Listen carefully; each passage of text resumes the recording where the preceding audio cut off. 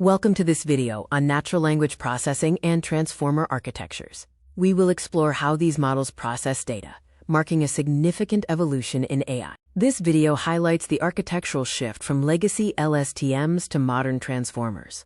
Unlike sequential processing, transformers use parallel, global processing to handle massive context efficiently.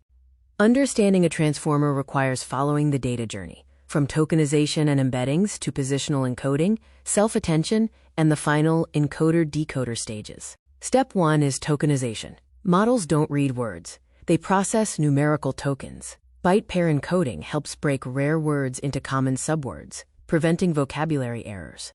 Step 2 involves word embeddings. This maps tokens into a continuous vector space, where distance represents semantic similarity, capturing mathematical relationships between concepts. Step 3 is positional encoding. Since transformers process inputs simultaneously, we inject order using sine and cosine waves to give each position a unique signature.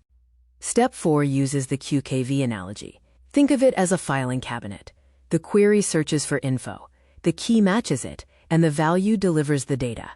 The self-attention mechanism creates a dense web of dependencies, allowing every word in a sequence to attend to every other word simultaneously to determine context. The scaled dot product attention equation manages this. It calculates similarity scores, scales them to prevent vanishing gradients, and uses a softmax filter to normalize weights. Multi-head attention runs multiple operations in parallel. By attending to different subspaces, the model learns grammar, semantics, and entity relations at the same time.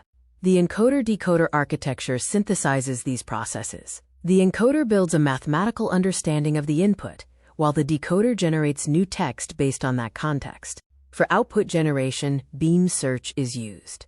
Unlike a simple greedy search, it explores multiple paths simultaneously to calculate the best sequence probability for fluent language.